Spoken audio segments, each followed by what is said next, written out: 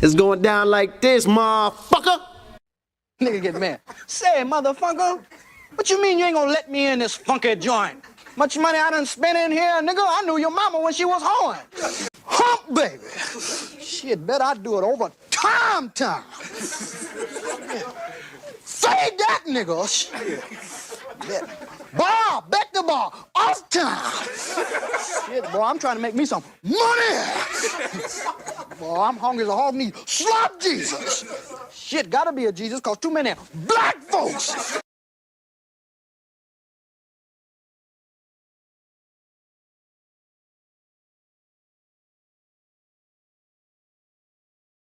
For what he has, he says that the only way that we can solve our problem is to unite together. For what he has, he says that the only way that we can solve our problem is to unite together among ourselves, among our own kind, clean ourselves up, rid ourselves of the evils that we've become addicted to here in this society, and try and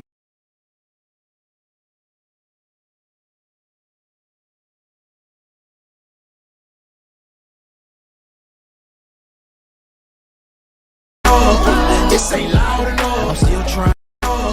This ain't loud enough. I'm still trying. This ain't loud enough. I'm still trying. I just left a light in this bitch. I just left a light in this bitch. Fuck up. Move the fuck back. Fuck up. Fuck up. Fuck up. Fuck up. Hey, where are the white women at? Joe Beach. He looked down, seen his feet, the nigga went berserk, killed the monkey, threw the bat out the window, start kicking that bitch in the air. Say anyway, but I will. The way quantum entanglement works is that you can take two particles, quantum entangle them, and then take those two particles and move them at any distance in the cosmos. And let's just say, for example, if you quantum entangle two electrons and you have them spinning in the same direction, and then you take one of those electrons and you shoot that thing out 100,000 light years from the original. If you then rotate the spin on the one electron, if you modify it so that its spin changes, the quantum entangled electron at any distance will simultaneously in no time switch its rotation also, because they're quantum entangled. So these communication systems are taking advantage of this aspect of quantum mechanics that most people can't wrap their heads around, and this is what they're utilizing. It's just the new level of science that affords us the ability to communicate at any distance instantaneously. Can you? Yes, he destroy black boys. If you destroy him as a boy, he'll never become a man. Yes, he destroy black boys. If you destroy him as a boy, he'll never become a man. You don't understand.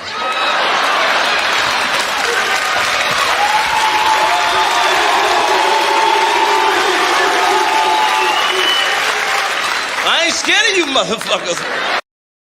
It's cool enough just being cool, like I am, chilling. You're a philosopher? Yes. You're a philosopher? Yes. You're a philosopher? Yes. You're a philosopher? Yes. I think very deeply. Up yours, nigger. I mean, TikTok. TikTok. A lot of the white content creators on TikTok get all of their dances from the black content creators. Damn white boys out there. Most of them is psychopaths and all that. They'll kill your mama's mama. And you... Decent white folk that still don't know they're racist. What the hell you want here, hunky? Don't know me, want it. I don't mean to be out of line. I mean to be rude. I don't mean to be out of line. I mean to be rude. I don't mean to be out of line. What's all that noise? Oh, that's his daddy.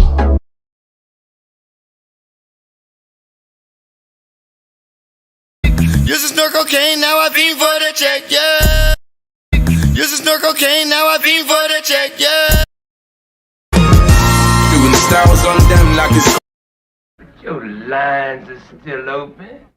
Oh shit, you can get it, nigga. You wanna get it? The Chinese platform, you already know they don't give a fuck about your black ass. The Chinese platform, you already know they don't give a fuck about your black ass. And then Your shit. Get your hands off of me, shit!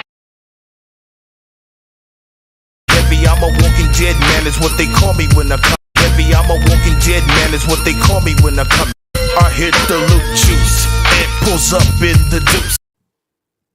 Like I said, you go to the history of European civilizations. 250 years is how long they last before they implode because of their greed, because of their violence, because of an inability to let others be, including themselves. If they didn't have brown and black people to hate, they would hate themselves.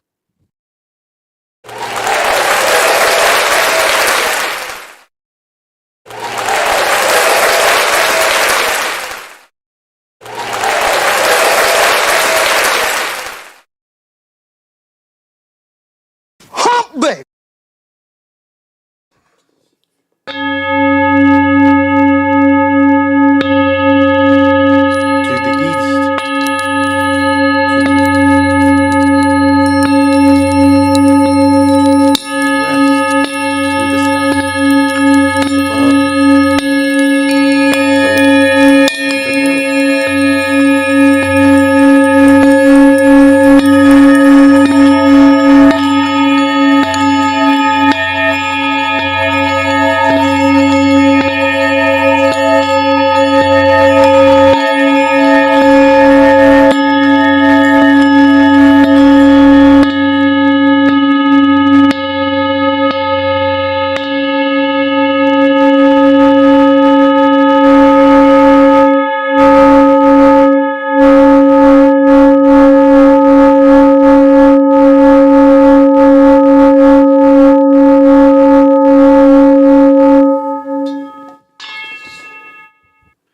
Greetings. This is Big Pontiac, and welcome to the Chocolate Mountain Show. I am the holder of the infinite sacred ball game that was created by the Hero Twins, and I am that one and only Galactic Daddy-O, welcoming each and every one of you to my galactic patio that reaches from Minnesota to the universe. Well, that is my cue to come on in and say hello. And say hello, we will. Hello. What is happening, everyone? I always start out with what I'm drinking. And tonight, again, I am just basically drinking Sugarite treated water. And so for those of you that would like to drink something, pop them if you got them. I am still going off the herb gummies. The herb gummies. And so smoke them if you want them. For real. I think I got a joint around here somewhere. I'm saving for a rainy day. Joint in the bottle. Oh.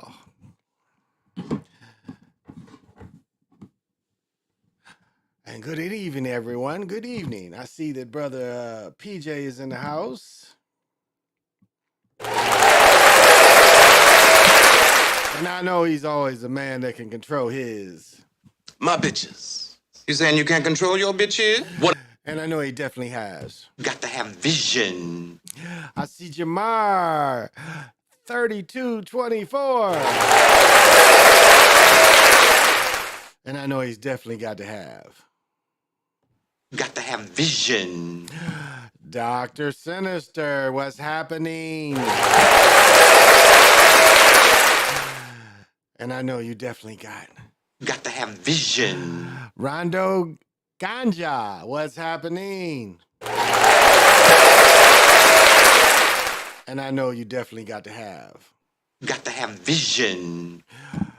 I think the first thing that's obvious about today, And we saw it this morning, and we saw the game tonight, was the death of Dick Buckus. I mean, if that wasn't a sacrifice for the Chicago Bears tonight, I don't know what a sacrifice is.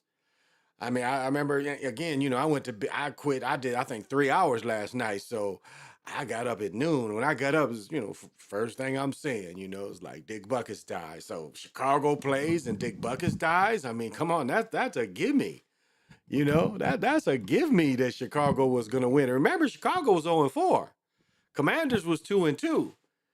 And again, I think also it's a shaming of Bellamy, because Bellamy actually calls good plays. Like against the Eagle, he calls some good plays, even tonight. But again, the one defense, the one interception that was thrown in the first half by Washington. I mean, that ball was just kind of let go. I mean, really, when what was it, their second touchdown that Washington got, when the quarterback got the two-point run, they let him go. They clearly let him go. A dude had him in the backfield and just dove at him and let him go. The other two hesitated. And that's what you got to pay attention to. The other two clearly hesitated before they tackled him. And then they tackled him in the end zone. But they kind of held up and then they tackled him so it would look good. And they tackled him in the end zone. So that's what I thought was bogus too. We on the gum and the syrup tonight. Okay, the gummies and the syrup. Okay, bad. Bears win. Dick Buckus dies. Yeah, that was just too obvious. That was just too obvious that they was gonna win. And it's a couple of gematria people that had jumped on it early, and they was right. I mean, it was easy to see. It was an easy thing to see. I mean, all of a sudden, Fields looking great. They blocking for him, and that number two, like even though they've lost, that number two has played good this season. I did a couple short videos of his touchdowns and then one of his long catches. But he looked good tonight. He really looked good. He catches the ball strong in his hands. Because to me, it was always hard, and you still see dudes do it, but it was always hard for me to respect dudes that didn't catch the ball in their hands. Gary Clark was a prime example of a dude who wouldn't catch the ball in his hands because he said, he wants to be able to look around who's around him. Nah, you want to grab that sucker, and nothing else exists but the ball. Not the hit, not the crowd, not nothing. Nothing else exists but catching the ball. So, that's why I've always appreciated dudes that had good hands, instead of body catchers. Because you still see a lot of body catchers today, and now the shoulder pads aren't so big. And that's something I kind of didn't really catch until I was watching Barry Sanders and Marcel Lynch. Till I was watching them and he was looking at Barry and he's like, man, you playing with the old shoulder pads. And I hadn't even thought about it because that's the type I played with where these motherfuckers was high, not the little more trimmed and fit ones. And so it's, a big problem with the big shoulder pads was, if you let it hit and it hit them pads, it's bouncing off. But I imagine now, with you got all the pads inside the shirt, and it's not much plastic for it to hit, it's easier to trap it. Because a lot of dudes is good at trapping. Because even like a long pass, you can kind of trap it in too.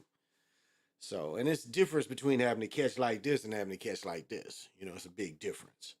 Even, now guys, like you could tell that like the league is unreal because all the dudes that are just reach for one hand. Now, not to say, I personally used to catch about 200 or 300 passes with one hand. I would have that many passes, one hand, that many passes. So I would catch that many, but the technology today with the grip gloves, dudes are just reaching with one hand, which is not natural. It's not natural to reach for one hand, especially when you time your jump. Muscle memory. Muscle memory tells you to reach with two hands. Because on every other catch, you reach with two hands. But now, because of the grip gloves, dudes is just doing this. And I think that comes from, but I guess it comes from just playing and just seeing like, yeah, I just don't need to knock it down. And, last year, Lorenzo showed the commercial of the grip glove commercial. They tell how they build the ball. They show what they put in the ball. So it's out there to know that this game is manipulated. Somebody put what did he put? He put, what is he name called? Rigged NFL. I mean, he really gives them the business on, calling them actors and everything. I mean, they want to come out with that commercial talking about, actors in the script because we've been on their ass. See, we know we bother them when they start using their words, our words. We know they hear us when they use our words. And so, we have said so much that it's scripted that now they want to use it back at us because they've heard us. They've heard us. And so it makes a difference. So no matter how small you think your voice is, people hear it. Like I hear people talk and I can tell when they listen to me because they repeat things I say. And they use phrases or they'll say words that I say. And I'm like, okay, this dude done heard me. He's listened to me before. I pick up on those cues. Oh, but this has been a great day. My daughter won her tennis match. It was windy, gusty. Like you could not play pickleball today. There's no way you could play pickleball, but it was windy and gusty today. And she's out there. She's like her grandfather. She's out there, shorts on. I was looking, really good. I'm out there in the warm up. I bought last year's Timberwolves warm up. I got the rip offs. My girl likes those rip offs. If I go to bed, I just rip them off. But yeah, I wore the rip offs. But the bad thing about the rip offs and NBA warm ups is there's no pockets. There's no pockets. I had a pair of Everex. It was like a gold Everex, top and bottom, maybe rainproof. I can't quite remember. But it had pockets, but it was rip off. So I loved wearing that shit to the game, Before we play, I just rip them off, throw them up.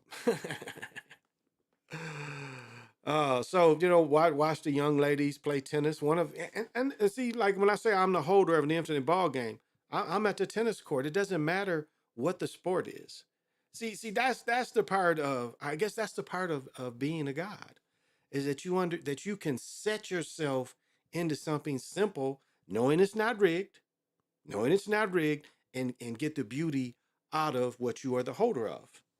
Now I'll take back the god. I'll say the holder of. Because I'm there for all games, especially those innocent games. I think I get charged the most for watching these innocent games. I look over and they're having practice on 2 levels and they're both only got half the field. And that's really hard for, conditioning of soccer. But it's like but I can appreciate watching them and what they're still trying to do. So, I saw a manipulated catch on a college highlight that Magnet pulled into one-handed catch. I thought about me. You thought about me? Yeah. I mean, we see it all the time. Again, they starting to reach like that. When we see them reaching, we know, that's not natural. It's not natural just to reach out one hand. That's like a last ditch effort, to really try to get it. Normally. But now dudes just, naturally throw one hand up. And so it just shows you, the equipment, and the technology that is being used. They're not going to take any chance. I mean, see, gamblers used to take chances. There's no chances anymore. It's like the story is written, they go in there and they do it. Now, it may be a few moments that's different. I mean, they hated Al Davis so much when they did the Tuck Rule thing. I mean, it was just, it didn't make, it was like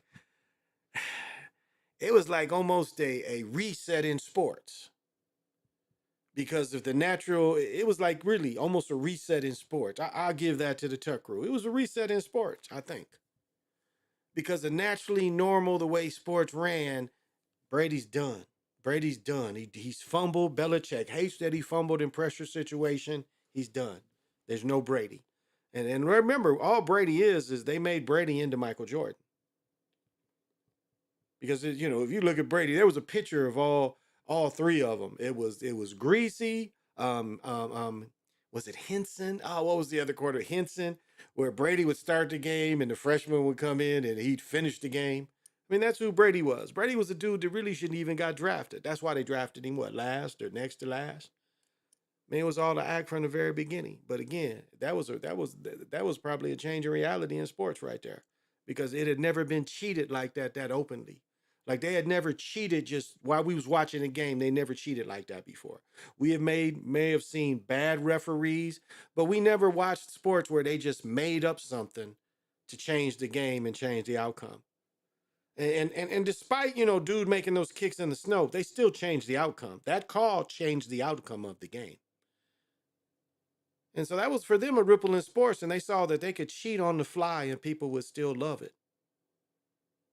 I'm gonna say that again. They saw that they could cheat on the fly and people would still love their game. They even mock you when they did the thing last year, him and Woodson. And Woodson still today tells the truth. It was a fumble. And Tom knows it was a fumble. But see, that was their ripple of, it's a sucker born every minute. I mean, right then, really, I think all of us fans really should have held together and really kind of made them look at their product a little differently and say that we're not going to take them just cheating like that. Because we know how people get attached to the colleges, and we know how the people would get attached to the pro games and emotion. You know what I mean? Motherfuckers be wanting to fight and shit. You know how emotional it is for some people. That tells you, that it is a sacredness to it because it does bring out emotions. But when they did that and saw that they could get away with it and the people wouldn't stop watching it, so it was like sky was the limit on anything they could do. It didn't matter. You guys are still gonna like their product. I mean, I'm at it with that. That we still, watch their product despite them cheating openly. I mean, at least Dorda, hey, they could say, and then, when we had Stein, let everybody know what else is going on. Oh, and I want to say, I just finished the book Foul. I mean, if you want to know basketball history, read that book from 72. It gives you some insight to just how hard the hustle was. It just really, you just think about how playing in the 50s in high school and then you go in the 60s and the equipment that you had to play in. I played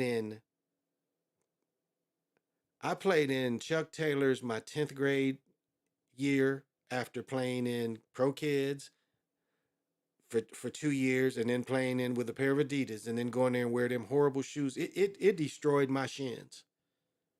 It literally destroyed my shins. Even when after I switched shoes, my shins as going in football, it doesn't affect you on grass, no shin splints.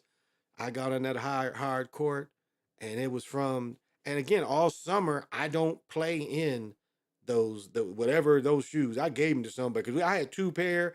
I threw them when school ended. I never wore them again. So when I played outside, I didn't wear them. I wore something else. And so if you look back at like Connie Hawkins' life, and all he ever played in was Chuck Taylor's with the Globetrotters outside, inside. I mean, I look back and playing on concrete. Like even with my brother-in-laws, when you see me shooting shots, I'm shooting shots on concrete. And that is horrible for your legs because it doesn't give. I mean, even tennis, it's not concrete that they put over the paint over. It is more of a type of asphalt because asphalt gives. Asphalt gives. So but I've played games on concrete.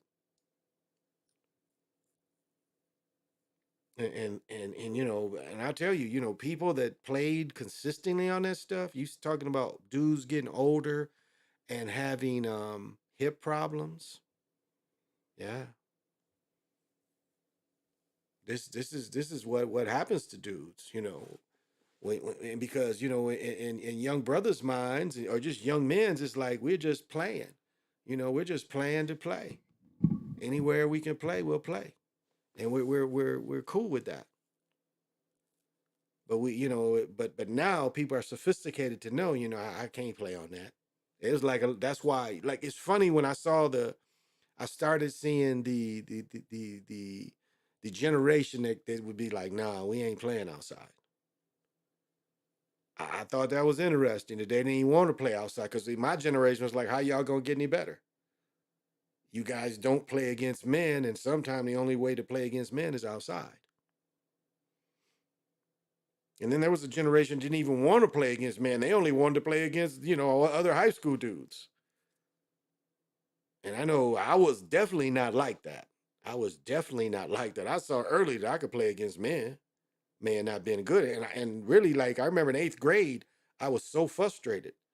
I was so frustrated because 2 of my good friends would always get me going up. They would always get me going up. They couldn't block my shot, but they could stop me from going up. They'd always knock the ball out of my hands.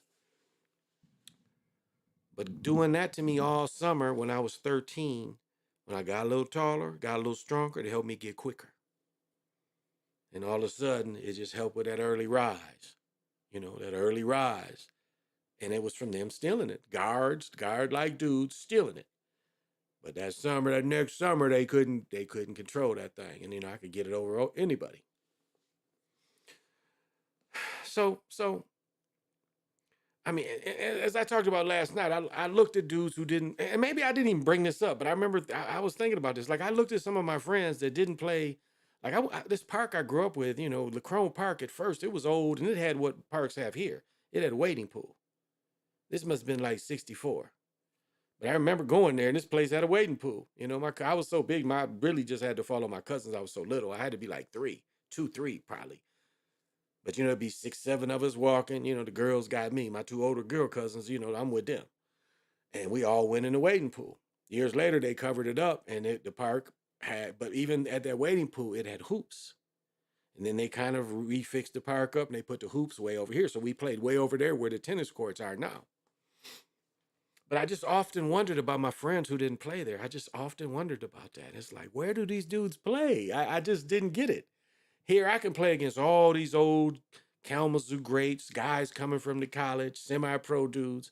And these dudes is like, they talk about playing behind this little church where nobody goes but young people. And it was like some of my partners did have attitude about playing with the men. And I've said, I used to play so well, like it'd be open gym. And I remember I told my cousin, he told some of the older dudes, and the older dudes came to the gym. Like when it happened, I didn't even think about it. I didn't even think about why they were there. But now I think like these niggas came to see how I played playing with me and against me. And again, shit, I'm giving them business. I'm a freshman, they all seniors, and I'm giving them business. Because I think St. Louis was about 6'4", but I think about it, and I was flattered. Like I had one cousin, we only played against each other one time when I was older. But it was like I had been, I heard, he wanted to play with me, and we only played some half court together. But he's a lot taller than me. Ricky was probably 6'5", but I could jump back then, and but I just think how special that was that, this cat, I watched him play in state when I was a little boy, and then, this cat made a, way to play with me. And I think about how thankful I was for that kind of experience and that kind of attention. I see Lorenzo from the Sippers in the house. What's happening? And I know you got to have vision. Nah, he died this morning or early afternoon, Lorenzo. He died early. Nah, when I got up at noon, and when I sat down, well, we took off. We had a meeting to go look at some shit, to do some business. But before we left, before I got dressed and jumped in the shower, probably was taking my first shit of the day. I saw that he had died. So they showed he died about, I would say 1 o'clock. I read that this afternoon. So no, they didn't hold it before the game. He died at least, when I read about it, it was at least 1 o'clock this afternoon, if not earlier. It might have been even a little earlier because I got up at 12. When I sat down, because again, I had to just get dressed and we left. But when I sat down, when I sat down, I was taking the shit, I was reading the phone and I read about it. So it was about 12:30 maybe when I first heard about it. So no, they told early that he died. He must have died this morning or last night, I think, because they talked about it.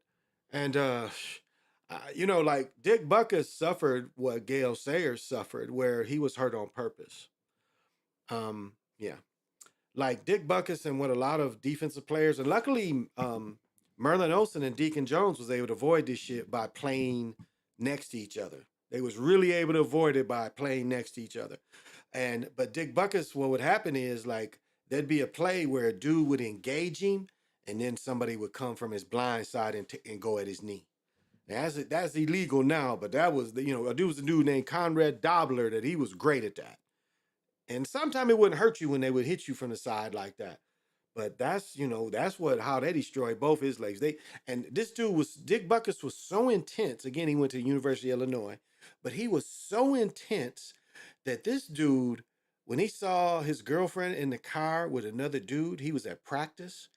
He ran to the car through the glass. Like he, in full football equipment, he put his head and everything through the window to bust into the car.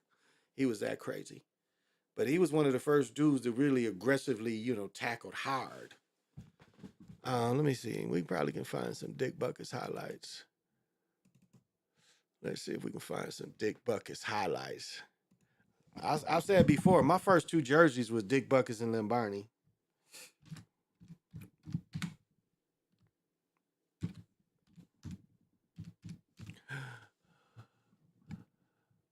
Huh? It's funny when his name comes up as the Miller Lite highlights. Let's see how long this is. Oh, they might start off with some cool shit here. Yeah, this is some old ass film, so please forgive me. It'll be a little clearer once. Boom. That looks like the lines. Look at this. Boom. Boom. Look at that blitz. Boom.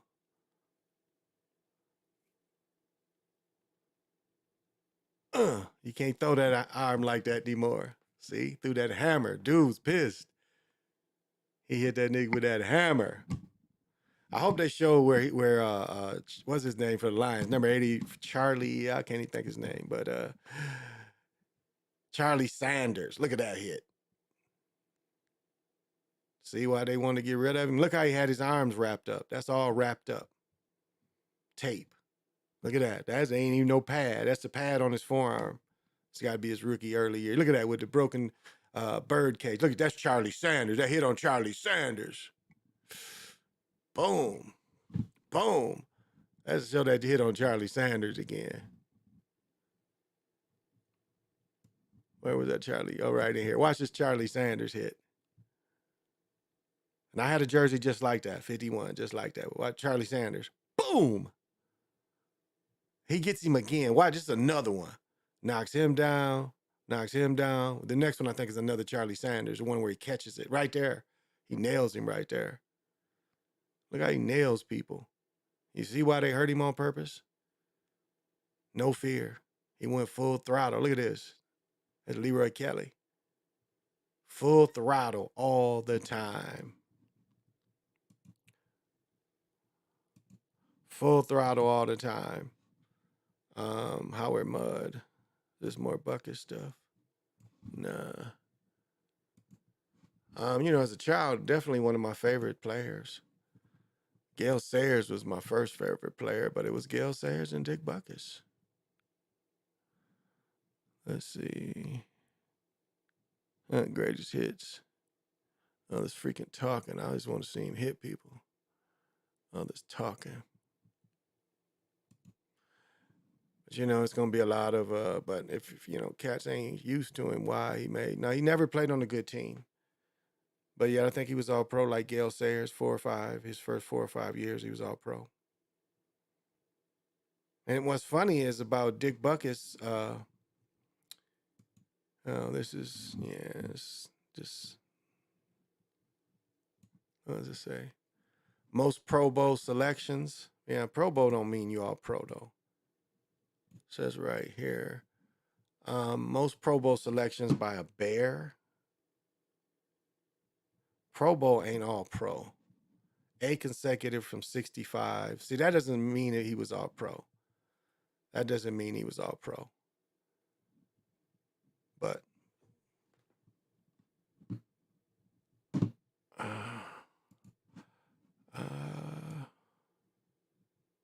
they're just showing some of the same hits and shit.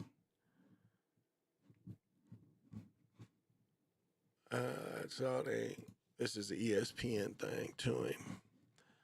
What'd you say, Lorenzo? Well, I slept on the house to run errands and didn't hear nothing about it. I didn't see I just didn't pay any attention to it. And I stepped out the house around Central Time. Bet. Hey, Pale Horse Rider, thank you for joining.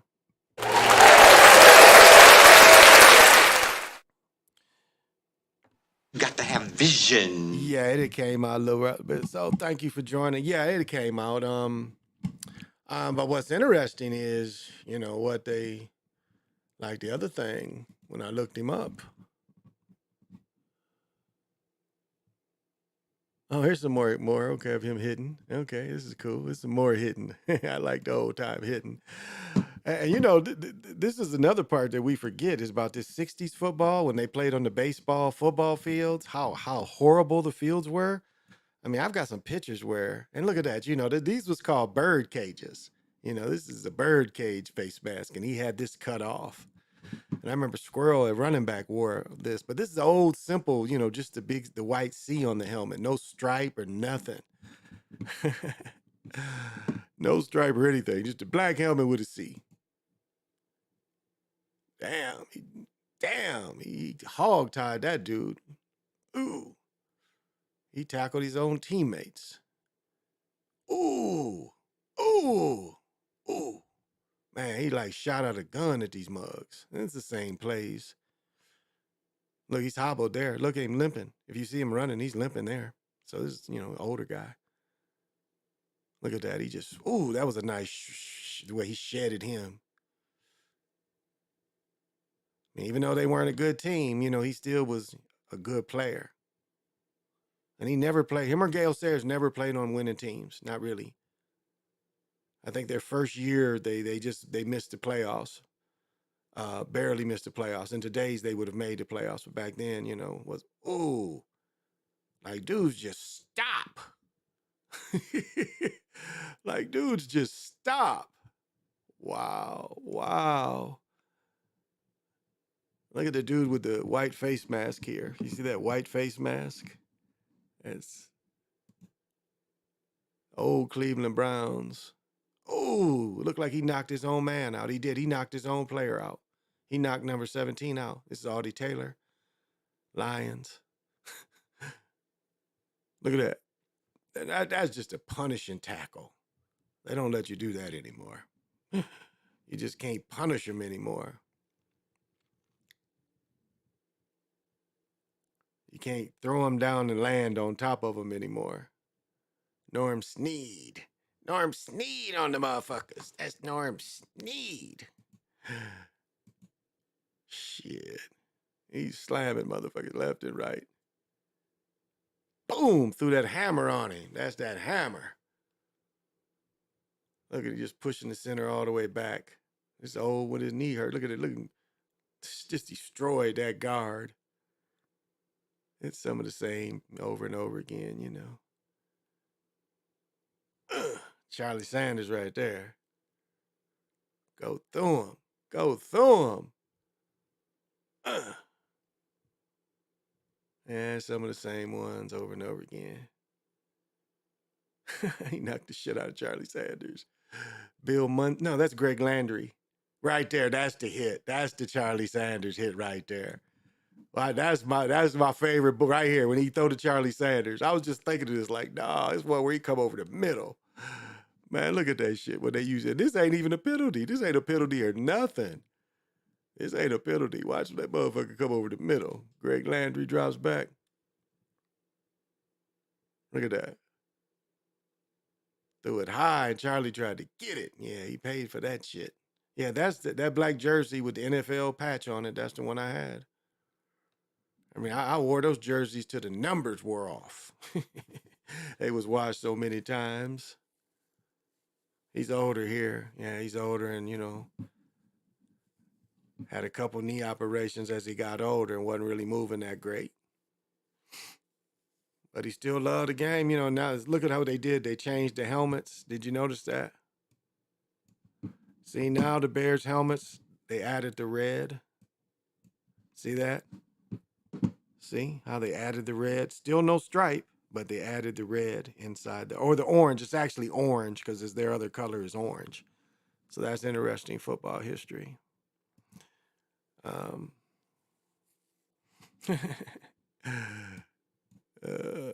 want to see the motherfucking Bud Light commercials and shit.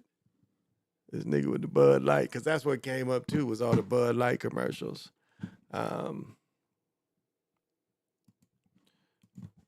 you know, was a great athlete, a great warrior, you know, a warrior. Buckles was Jimmy the Greek's replacement for NFL Today on CBS in '88. That's pretty cool. Much love. I had Bears before the news broke, but once I heard that, I tripled up. Most have been nicer if Fields ran it in. Plus, he gave me 48 points for fantasy. Oh, bet. Buckets was Jimmy the Greek's replacement. I said I didn't really matter because my girl asked me that. Was he ever a commentator? And I couldn't really remember. So, cause yeah, I was living in Michigan then. That was before I was in the academy and my oldest son was born. This is dope footage I've ever seen him play. Only heard the stories. Yeah, I watched games. You know, again, my area was always where we lived. When we lived in Cass, we got more of the Chicago games, but we still could get the Lions games. But when we moved to Kalamazoo, and I've told this story before, when you know TV was just in the airways, my stepfather built. He had a motherfucker come over and build him a tower, and he had a dude build a tower, and he put an arrow, not an arrow on top of it, but he put an antenna, just a straight antenna, and we was pulling South Bend. So and South Bend would usually have what Chicago had.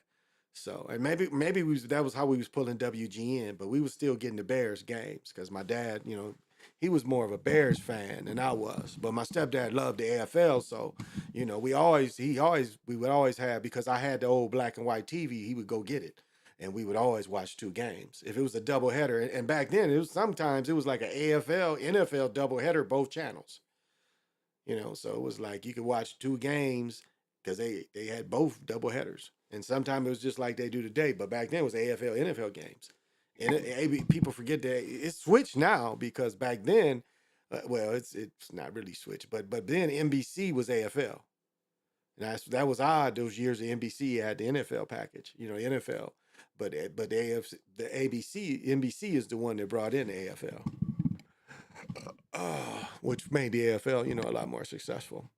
Oh, let me say one more thing about Connie Hawkins that I wanted to say. What's interesting is, I forgot to mention this part, and I was telling my girl this. And so, like, once he reached the NBA, he saw that parts of the NBA, despite the security, like that's what the NBA did offer. It offered security. You was gonna make sure you got paid, but like I talk about seeing the Black Expo in the '70s at old Chicago State. I mean, it was old then, but think about it. It was old in the '70s. Old Chicago Stadium was old in the '70s.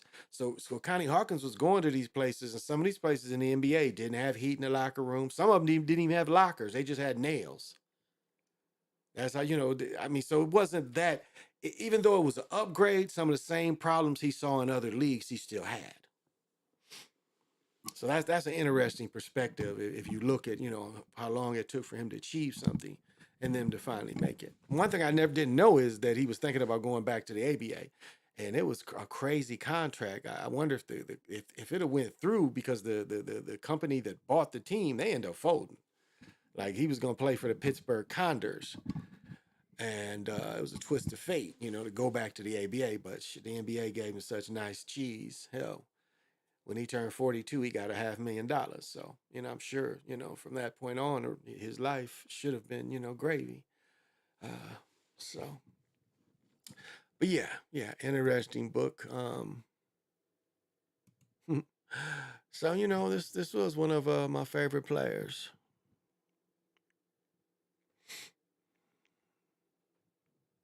Definitely one of my favorite players.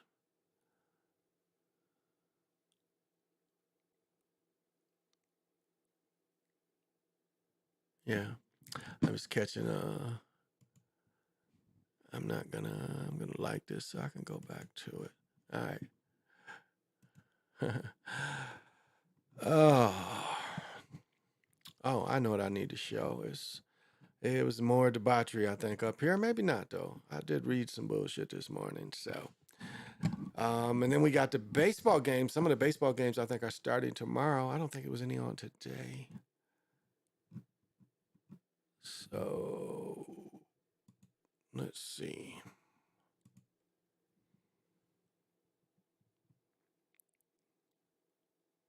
Yeah, this is it. Yeah, this is it. This happened last night. This happened last night, and there's 2 hours ago, and this is this morning. This is okay. This is the first, and I'll play that one next. So this is debauchery. You know, I always show this debauchery. I love Dick Buckus on the show Hang Time with Reggie Theus. I forgot about that. Pale Horse said the Twins killed me yesterday. I seen your stream and was so sick I couldn't watch it. Can't believe Blue Jays ain't bounced back. Yeah, I'm not surprised they did. I'm not surprised they didn't. But yeah, this is the debauchery that happened up here, and I'll let them tell it.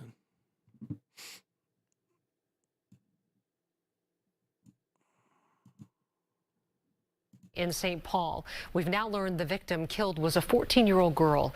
Our Karen Scullen walks us through what happened and how the community is speaking out about gun violence.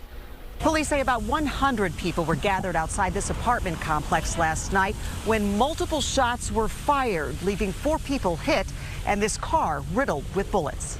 All I heard was just a million shots. It was like, do, do, do, do, do, do, do, do, do, do. It sounded like, literally like somebody had, there was like Afghanistan was outside. St. Paul police described the scene as chaos when they arrived to find 3 young girls had been hit by gunfire. A 4th turned up later at the hospital. I had to duck my children down, my 6-year-old son down on the floor, and worry about the rest of the people that were inside my house. One of the teen girls hit. You know, I have to find humor and everything, and like if y'all want to know whatever happened to the Grimace apparently was a woman, and the Grimace lives in Minnesota, you know, so this is the Grimace, you know. Do I have to show a picture of the Grimace to remind you who the Grimace was? I know this is a serious story, but when the Grimace shows up, we have to point out that this is the Grimace. I mean, honey, like, you know, you had to get a hoodie, like, big enough to go over your wig, you know, so that must be a pretty big, like, hoodie head. You know, this is, you the Grimace, honey. Grimace. Yes, this is the Grimace. Okay, I'm sorry. I'm distracted of a serious story, but this is the Grimace. But let's go. That were inside my house. One of the teen girls hit didn't make it, passing away a short time later. And you know what's worse? You know what's worse? Somebody laid on top of this and gave her some babies because she talked about her children. Somebody laid on the Grimace and got the Grimace little Grimaces. Somebody got with the Grimace and had little Grimaces. You know, back home, she got little Grimaces all wrapped up in purple. I know it's a serious story, but I can't help it. I can't help it. I'm sorry, I can't help it. But if you look like the Grimace, I gotta tell you, you look like the Grimace. But let's go. Make it, passing away a short time later.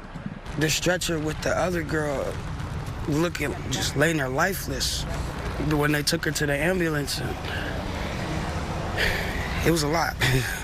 It was definitely a lot. Today, the community is coming together to fight back. They say the area around the 1200 block of Hazelwood Street, which consists mostly of apartments and a corner store, has been a problem for years. So if you know your cousins and you know your friends and your family that are recklessly carrying guns, I'm saying turn them in. That's right. Take the gun, have a conversation, get them some help. Start speaking up. If you want to see a change, you have to be the change. That's right. It's unclear what led up to Wednesday night's shooting. Police and the community now asking whomever pulled that trigger to do the right thing. You were bold enough to come out here in these streets and carry these guns. Well, hey, don't hide behind the walls now, baby. Right. Show up. Show up and show them how tough you are now. Yeah. And be accountable. Show yourself. Again, there was the one fatality, but the other 3 victims are expected to be okay. Crime doesn't usually work that way. People usually wait until they get caught. People wait till they get caught. So yeah, they shoot people because they can get away with it, honey. Let me see if this Tonight, St. Paul police. Okay. I was wondering why I didn't know where this was. So this is in St. Paul. Okay. And I don't know St. Paul that well. Like, I know how to get to the hockey arena, the Excel, but I don't really know the streets that well. They're still looking for whoever shot 4 teenagers, killing one of them. We broke the story last night at 10, and tonight we're learning more about the 14-year-old girl who died. Here's Morgan Wolf.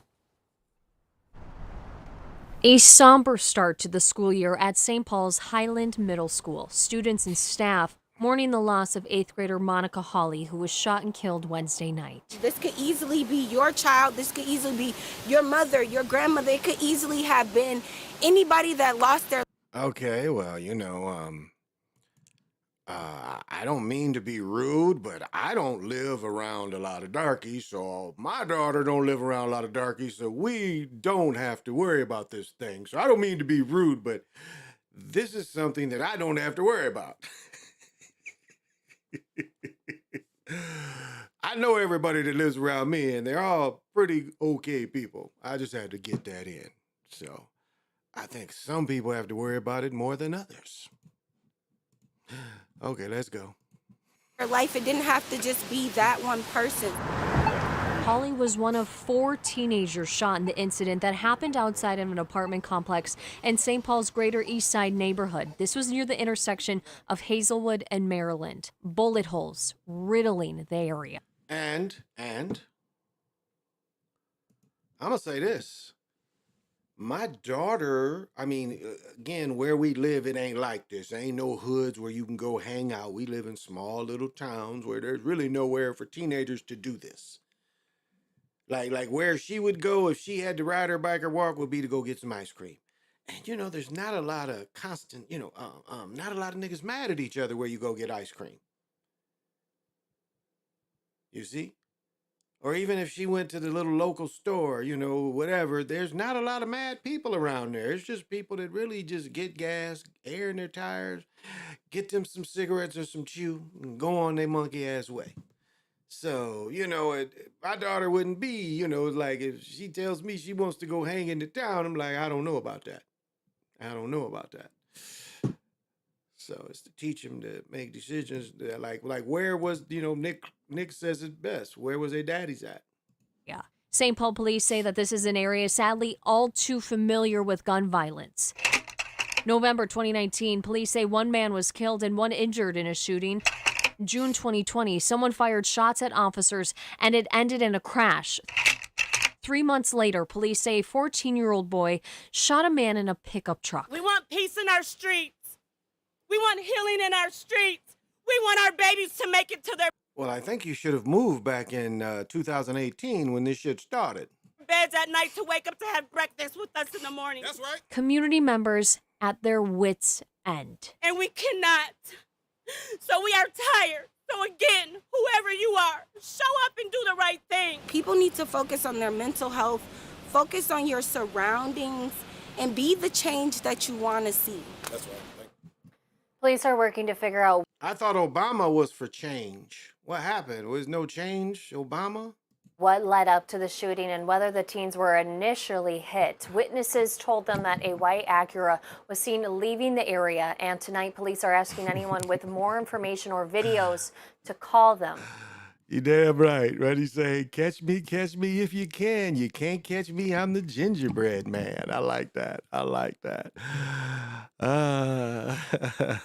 Yeah, for goodness. That's right. Where the men at? Like, why is a 14-year-old girl out there? My best friend, our daughters are the same age, and I doubt her ass would be just hanging around where, somebody would get that crazy and that mad. But I guess you never know. Let's see if they caught somebody. That's usually how it goes. They catch them. What? What does that mean? I don't think there's anything else about it. I don't think. Yeah, well, let's see. 6 hours ago. No, there's nothing new. That's the newest shit. So that's the debauchery, We've now learned the victim killed was a 14-year-old girl. And she was kind of old for a grade, unless she just had a birthday. Because most 8th graders are 13. Like my daughter beat 8th. When she goes to 8th grade, she'll be 13. She won't be 14. But she, her birthday's not till August. So let's Let's see. No. Say, hey, had you happened to see the most beautiful girl in the world? And if you did, was she crying? Have a tear in my beer 'cause you left me, my dear.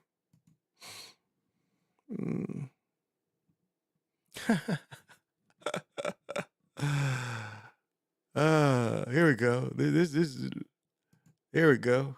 Until this week. Okay, they was talking about this shit yesterday. Let's laugh at these motherfuckers.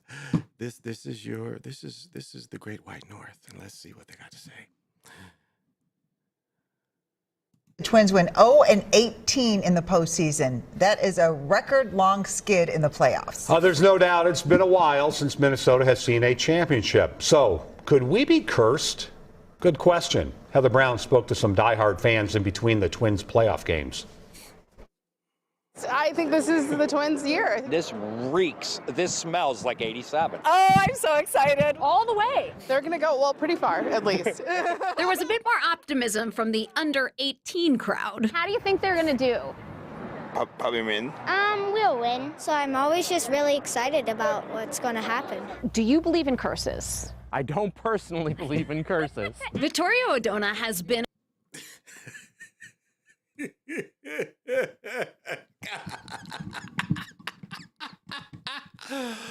nigga gets to slide. What are we doing? You checkered too little Tommy shirt wearing, short tan October short wearing with what are those on your feet? What are we doing? That shirt looked like he bought it from Tommy's Kids. What are we doing? Tommy's Kids. You know where Tommy got the kid version? You know, this shirt looked like it came from Tommy's Kids. What are we doing? What are we doing? What are we doing? Hey, look at these shoes. What? I can't even tell. Like, God, what are these? Like, them is really like, his shoes look like some shit from Walmart. I ain't even giving these Skechers. I don't even think these are Skechers. It's like, dude, didn't you know you was coming on TV? Pee Wee Herman wearing ass glasses. Oh, like look at the girl behind him. Look at this girl in the back. She got on a jacket and everything, and he's holding on. Like here's some dudes here that wear shorts all around. They have bets who can wear shorts the longest. Yeah, look at this. And he got on white socks. God damn. Okay, I'm sorry. I'm just get distracted. Let's go. I don't personally believe in curses. Vittorio Odona You don't believe in nice clothes either, you fathead, double sandwich head looking mug. has been a statistics professor at Macalester College since 2005. So you're not a Minnesota sports fan. Emotional. Dedicated. We've been kicked. Whoa. What was dude wearing? He looked like he had some playing cards on. What was dude? I don't let this go by. Where was the other weirdo? Okay, maybe back here.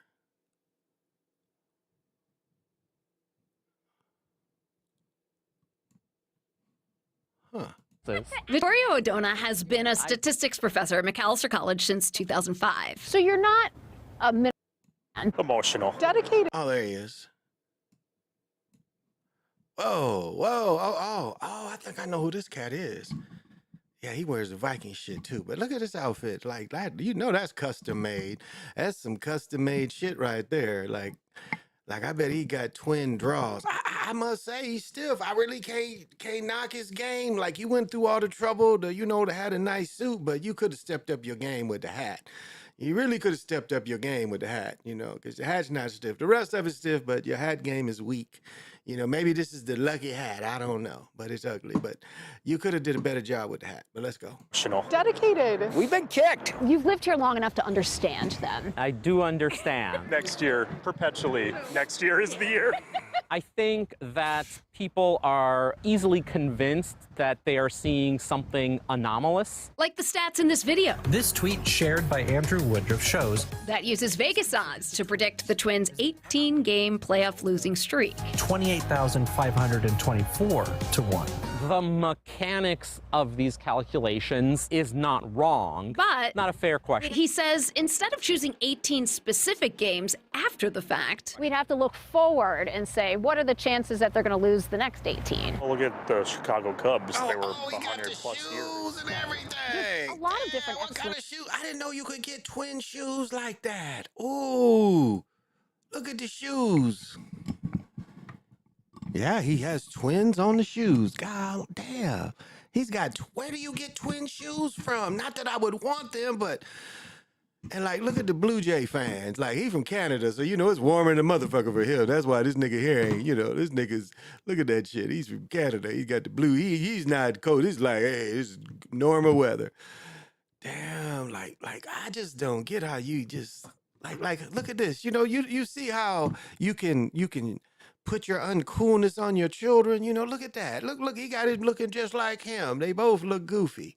You know, he's got some dunks. His son's got just different colored dunks. You know, it's like you pass that uncoolness on. Look at it. They are identical twins. Damn, if my children would look just like me. You know, look in the video where you see my son. He's got a Randy Moss on. I got the Thielen. You see what I'm saying? He's a grown-ass nigga in the video. But anyway. All right. Okay. All right. Let's continue. Or not.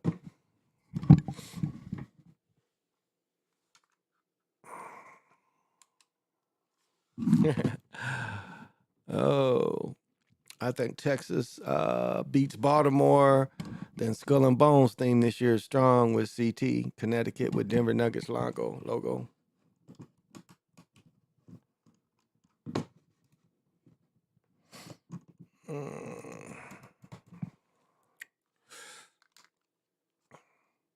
That's a good point. George Bush, Northern Texas owns the Rangers.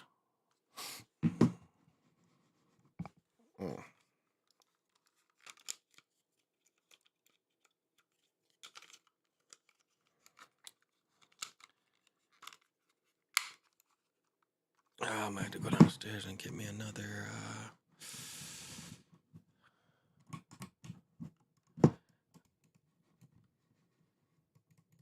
There's something, motherfucker froze on me. I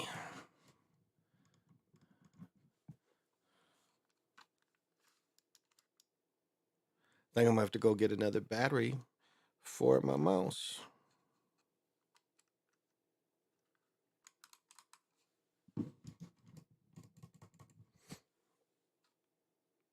That's what it looks like. I'm gonna have to go get the rechargeable battery for my mouse. So give me 5.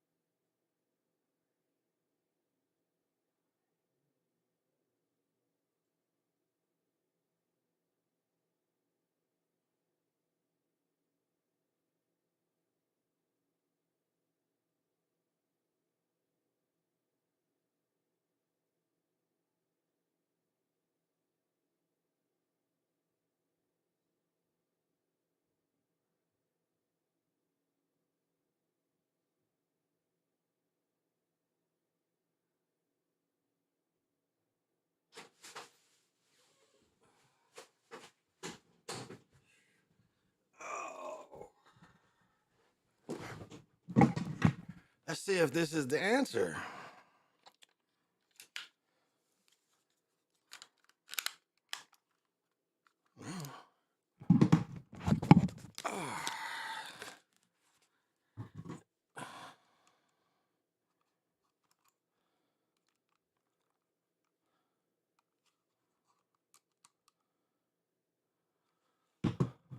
There we go. I am back. Sorry about that. You know, I like having fun. They're still not really telling us if they're cursed or not. They're giving this weirdo a lot of publicity. But I don't know if they're cursed, but I guess with the code, but there hasn't. And how about the data we choose? We start in 1992 because that kind of fits this narrative. Look at 87, look at 91. Right? They're so cursed. We focus on men's championships. Right. Thank goodness for the Minnesota Lynx. Yeah. Thank goodness. Yeah. And to give yet another example, we focus on championships as our metric of success. So that's the thing, like, how do you define success? Like, does it have to be winning a national championship? I mean, it does. Kinda. Seeing 0 championships. Oh man, she was hit. Ooh. She's from Wisconsin. She ain't from here. She's from, remember I told you how ugly the women are in Wisconsin? I think she's a Wisconsinite. Kinda. Seeing 0 championships in 30 years for one team, it's actually not that anomalous. No. I don't know. I think it's the code. I don't know, because we are the 16th biggest city, baby. So we deserve a championship, which I don't think the Vikings will ever experience. 1,000 fans. Oh, so Target Field was open today. Oh man, I like their it's nice gear down there. Like they got Target Field got the best Twins gear. Not well, a little more exclusive, but pricey. But they got it. If you want it, that's the one place that's got it is Target Field. And you know, you don't have to go to a game to go to their store. But their shit attacks you, but you might get some shit that ain't nobody else got. So that's what some people like. So, but yeah. What is the Jefferson? 1-1 with Jefferson. Yeah. So yeah. So I think the game is tomorrow. Hollywood display fools firefighters. I'm gonna see this shit. Oh, So here's some more. This is a local story. Check this out. Oh, this is not a local story. But I don't know. This is my girl. I like her. She is always stiff. Hair whipped. Her hair's whipped. It's her own hair. Makeup is, TV makeup, but she look good. She always looks Amazing news. You may think you're looking at a house on fire. Well, it's not. This is a Halloween display. Fire crews were called out to this reported house fire in Glens Falls, New York, and they were surprised to find this is not an actual fire at all. While some Facebook users applauded the creativity of the homeowner, one said it might be a good idea to notify the fire department first. The fire department said the display was the product of 2 LED lights, a box fan, a silver sheet, and a fog machine. Talk about going all out. And it looked authentic, too. It did. It really did. That was creativity. Okay, and that's cornativity. That's cornativity, so.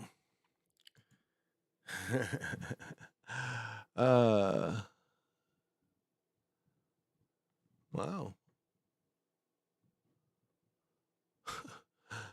Damn. Let's see.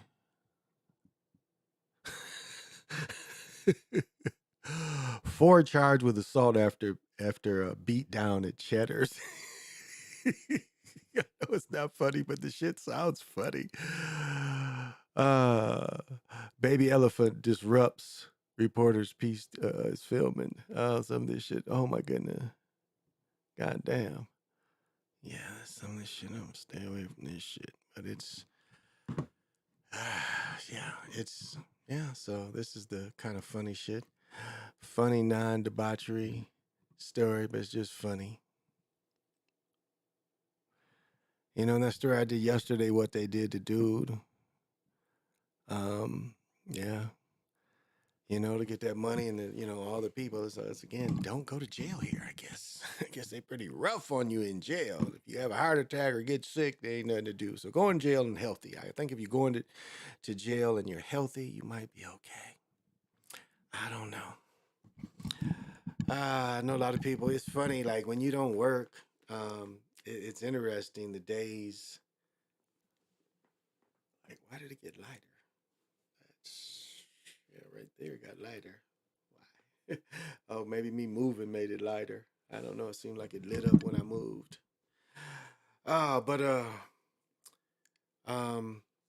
We had the equinox. We have another.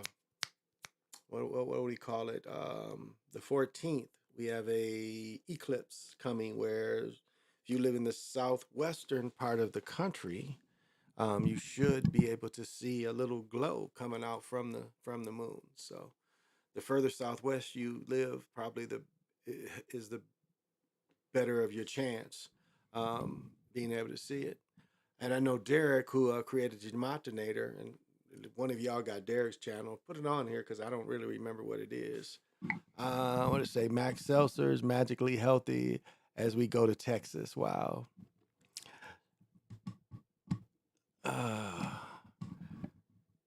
Yeah, he has been unhealthy most of the season. And hell, he threw a no hitter this year, didn't he? Or he had a couple good games early.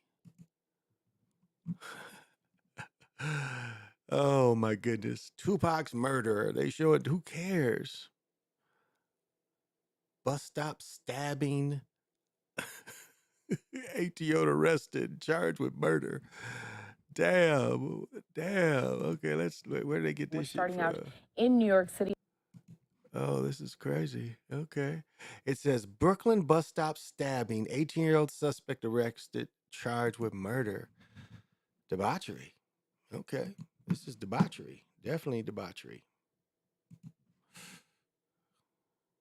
Picture out there tonight. A teen now under arrest for fatally stabbing another man in a seemingly random attack. We first brought you the story when it broke a couple of days ago. Yesterday, we had Fox 5 reporter Kendall Green showing us really gruesome surveillance footage of that attack. The man attacked and who was killed was an activist well known in the Brooklyn area. I want to bring in Kendall Green again.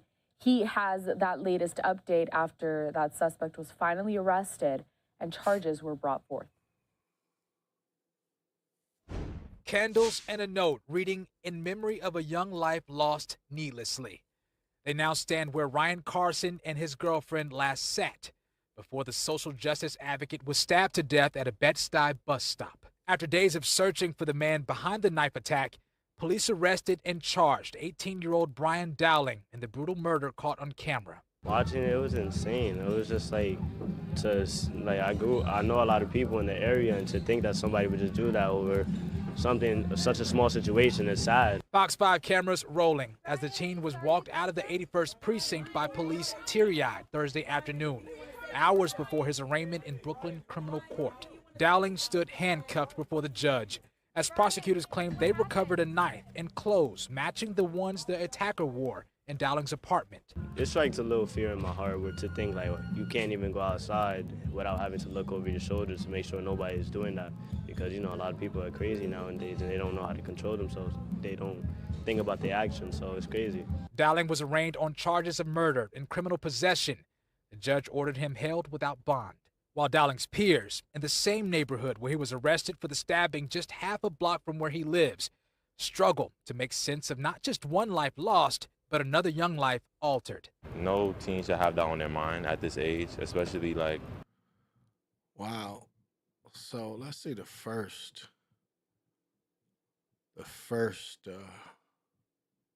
Stop. After days of searching for the man behind the... Okay, so the dude, see, even if you had a gun, he's too close. Knife attack. I mean, you should keep more distance. Like with this situation, him and the woman should have both been behind this trash can or even behind the car. I know if you got a gun and you back up still, you still want a little cover. But this is way too close for anything defensive. Like he should have retreated further and she should have retreated with him. So she should have retreated back with him, or she should have been on another angle. you know, where he's in between you. Because right now he's trying to be in between her. She should have switched or retreated behind him You know, she's just kind of there trying to dial 911. Well, you know, a lot of times there's not enough time. Police arrested and again, you know, what could this really have been over? This looks more like a hit to me. It's like they activated him. He is the type of activist in the city. This is some type of hit. I mean, why would this rage come from? Again, it looks like it was just a passing moment. And it's over. All this is over words. charged 18-year-old Brian Dowling in the brutal murder caught on camera. Watching it, Wow. And so he slashed him right there and got the nerve to cry. First precinct by police got the nerve to cry. Cameras rolling as the teen was walked out of the 81st precinct by police. Oh, he's just crying because he got caught. He thought he'd get away with it. Teary-eyed Thursday afternoon. This shows when I say the imbecile psychopath. Dowling was arraigned on charges of this is psychopathic behavior, murder and criminal possession. The judge ordered him held without bond. While Dowling's peers in the same neighborhood where he was arrested for the stabbing just half a block from where he lives struggle to make sense of not just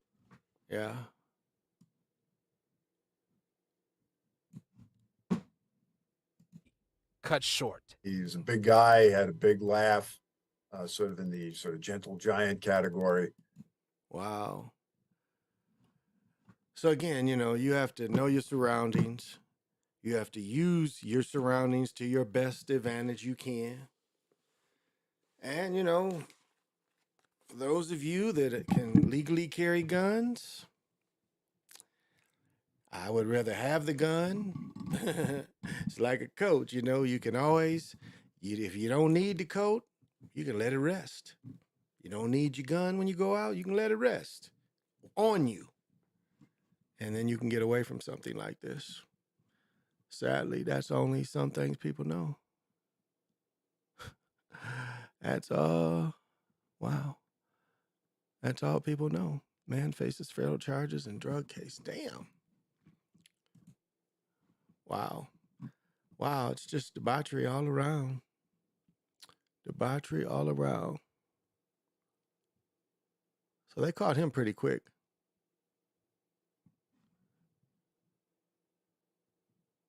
So the dude that shot 3 people, what is this?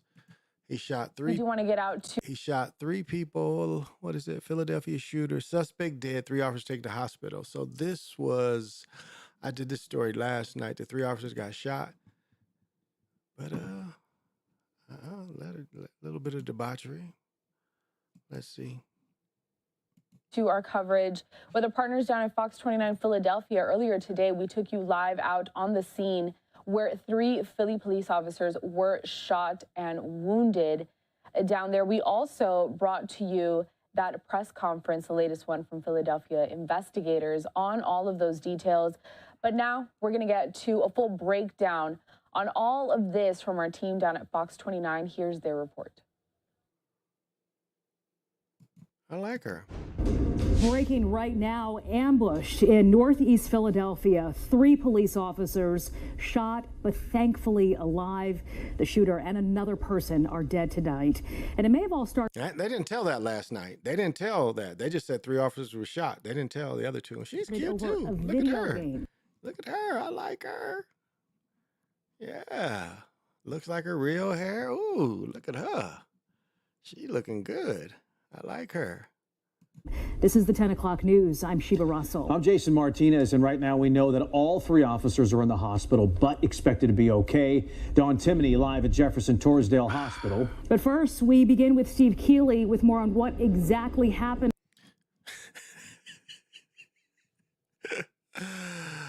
I like the way he's dressed, but god damn, what is that upside? Like, hair don't come this far down on a man's head, so he's got some kind of wig contraption, if you know what I mean. This is some type of wig that this cat's got on. I like the way he's dressed. He's stiff, but that just throws me off, you know.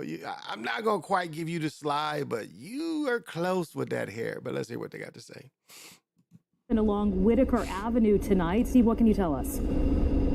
Well, you can still see lots of police. There's the OISI team here, the Officer Involved Shooting Investigation Unit, Internal Affairs, Homicide, and lots of patrol officers and the chief inspectors on duty and the crime scene unit. So this is going to be a long investigation. Whitaker Avenue, you can see here, it's one of those double yellow line streets, a main drag through Philadelphia, a very busy street and a very populated street. And some of the bullets from the shootout are lodged into houses. I talked to a young mother with her baby, and that bullet didn't go through the wall. Had it, would have been even worse here. So what we're told is right before the sun is setting, right around 7:05, there is an argument because one kid and his uncle are playing a video game and somebody didn't like it being played too loudly.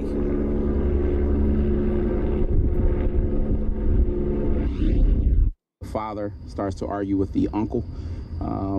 At that point, there is a shot fired inside the location, what we believe at this point in time. At some point, the juvenile and the uncle retreat to the upstairs section of the house, which, from what we have thus far, the suspect follows and shoots the uncle upstairs inside of the property. The juvenile and the uncle call 911. That's when our officers arrive. The subject goes to the front of the property and is essentially awaiting the arrival of our police officers. Wow, he ambushed him. As soon as those officers arrive, barely getting out of the car, they are hit with gunfire. He opens fire on them. 3 of the officers are wounded. They take cover. Other officers come, and they shoot the man who's just waiting in a doorway because he knows 911 was reached and the police are on their way. Probably hears the sirens, and he is just waiting to just basically ambush them. Now, it may have been a suicide by cop. Maybe he wanted the cops to kill him. They'll never know because he's dead. The uncle somehow survived. He was raced to a hospital along with the police and was in critical condition at last check. So as bad as this is, 3 Philadelphia police officers shot and wounded in the line of duty. A little young man in the middle of all this, 12 years old, with gunfire going all around him, and another man shot, and a gunman shot and killed. It still could have been way, way worse. Sheba, Jason. Hey, Steve, did police mention whether they had been called out to this home before in the past? No, not that I know of. No trouble reported at this home, but certainly on the Oh, this is okay. Street before, and the residents told us about that. They just had a murder not too long ago. In fact, in May, they were talking. Wow, murder, death, kill. Murder, death, kill. Wow. Murder, death, kill, y'all. Murder, death, kill. So that's a recap of what had happened. Gunman wearing MAGA hat shoots indigenous activists. What? Gunman wearing MAGA hat shoots indigenous activists. This is Democracy Now! Okay, let's see this shit.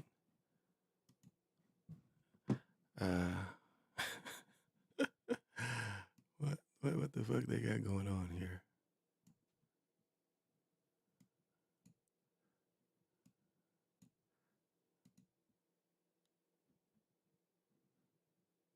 Wow.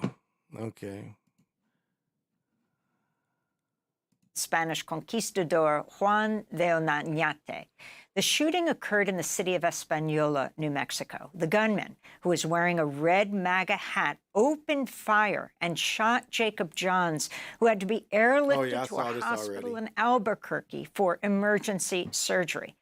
Johns. Yeah, I saw this before. Okay.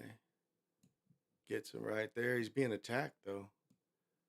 I mean, he's being attacked. Gunman, who I mean, he's around all these people wearing attacking him. Red MAGA hat, opened fire and shot Jacob Johns. Okay, I showed it once.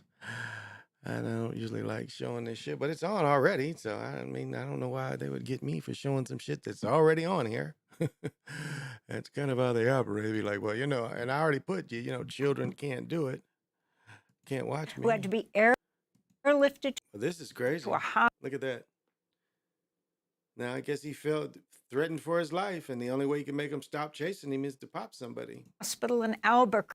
So, yeah, I saw this yesterday, too. All right. Well, make up your own mind. Make up your own mind. Oh, they got him in court.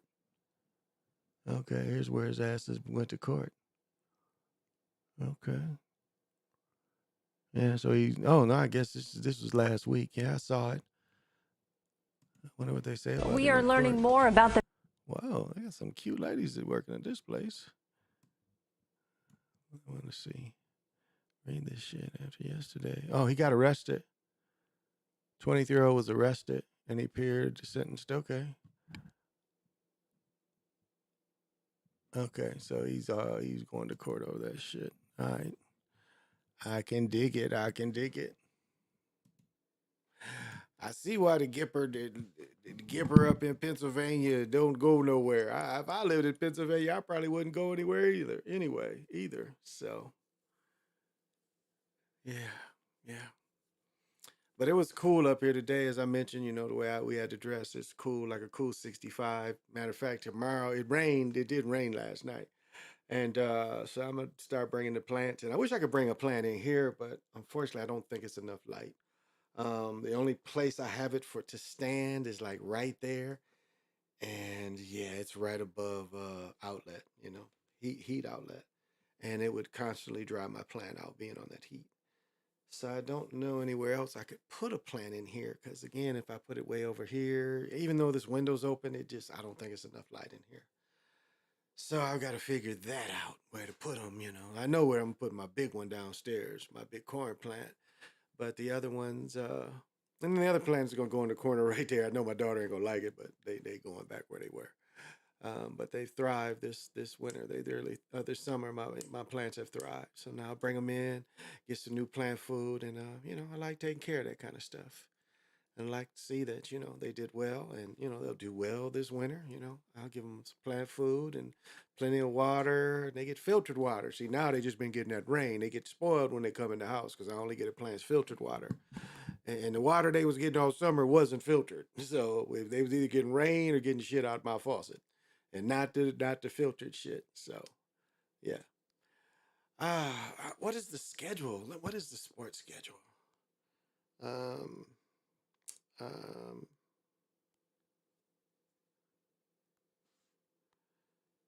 Major League Baseball playoffs. Here we go. All right, here we go. Tomorrow, Rangers and the Orioles play it looks like it's going to be 12 o'clock Eastern, so it'd be about, I can get up and watch that game. And then the Twins play the Astros tomorrow. It looks like, well, this might be sometimes when I go in, it's my time. So right now it says 12:03, so I'm thinking a 1 o'clock Eastern game. And then the Astros play, so it says 3:45 my time. So yeah, I only got to pick up my daughter, so good. I won't miss it. I can watch this going. So that looks like and then tomorrow evening we have Philly and the Braves at 5 o'clock my time. And then we have the Diamondbacks. Damn, a lot of baseball. Then we have the Diamondbacks playing the Dodgers at 8:20. So shit. Baseball comes on at noon and doesn't end until about 10 or 11. So if y'all like baseball, like I do, I love watching baseball on TV. I like baseball TV live. And there's not going to be a lot to compete against Major League Baseball tomorrow because college football is the only thing, and nothing during the daytime. So, but what happen is they'll start bumping in heads in the NFL because if they're playing Sunday, yeah, because the Chiefs play Sunday. Yeah, here the Chiefs play Sunday, but we play in the first game we played down there. So, but I think the Chiefs are here Sunday, maybe. Don't I got a schedule up here? Oh, that schedule's downstairs. At my chair downstairs. That's a wig piece.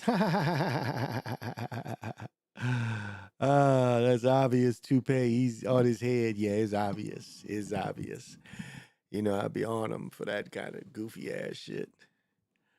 That shit is goofy. And it's, I call that the George Washington. They want everybody to look like. I look at one of one of my college football teammates. I think he played my freshman year, and it was funny. He's got like that Umar, got the knots and stuff, and I'm like, okay, that don't look real. You went and bought you some too, huh? Like, yeah, you went and bought you some shit. Oh yeah, and what is this weekend? I think Saturday Night Live comes on next weekend, maybe. For those of you that I like Saturday Night Live. I know they're a bunch of devil worshippers, but I still like it. They're one of the few places that have some skits. I like skits. I go back to SCTV with John Candy and all that crew, and I've always liked skits. And for those of you that are old enough, it used to be a show called Wacko, and the star of Wacko end up on Hee Haw. Before Hee Haw got canceled, that star from Wacko, either he went from Hee Haw to Wacko, but I think he I don't know, maybe he went from Hee Haw to Wacko.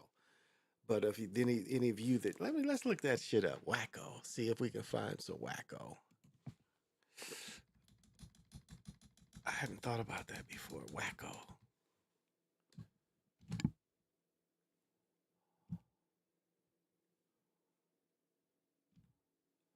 Let me see. That says Waco. Oh, it might be. Okay, I think I know how to spell it.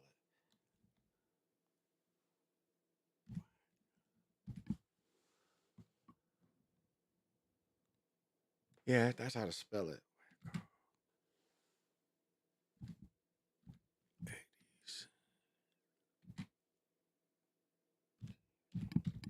And this might have been the late 70s, so I might be wrong.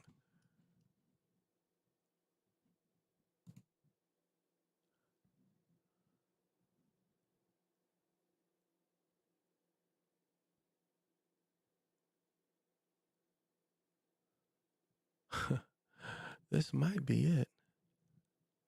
This is a movie, though. Nah, this is what I'm talking about. Ain't a movie. Yeah, this is.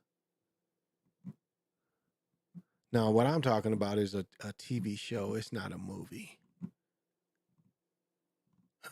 It's not a movie.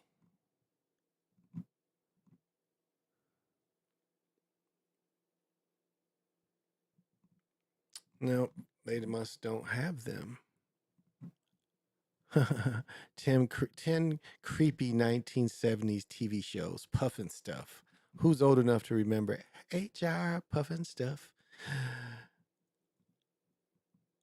Captain Kangaroo.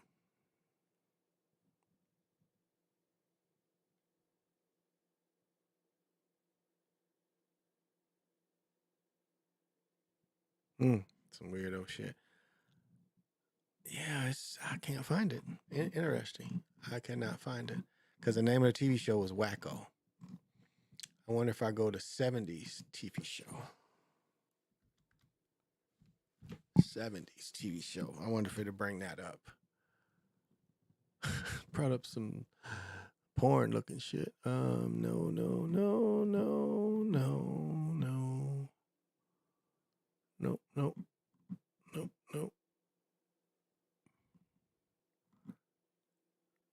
Nope. Nope, they don't have it. Yeah, that was a. Yeah, they don't have it. Oh well. Didn't see your comment. Oh, okay. Yeah, I don't know. They don't have it. Doesn't look like they have it. Oh, let's see this. Let's see if they have this. I don't know if they might hit me for trying to show it, but let's see if they have this.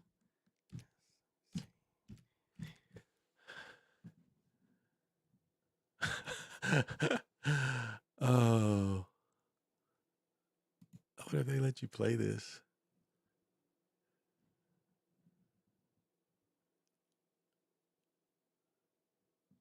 No, it's this shit. Let's see. I want to find the shit where they say you blew up real good.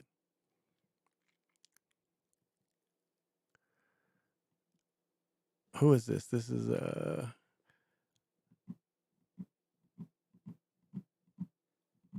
I'm gonna have to look through these because I want to show where they say he blew up real good. That's the funniest shit when they talk about SCTV. He blew up real good. John Candy and them cats. I don't know. I wonder if they'll let me play this shit. Like some of this shit, people don't even care about this shit. How many? This is from 6 years ago. Yeah, look up SCTV though, John. If you like John Candy and them motherfuckers, look up SCTV. It's some funny shit.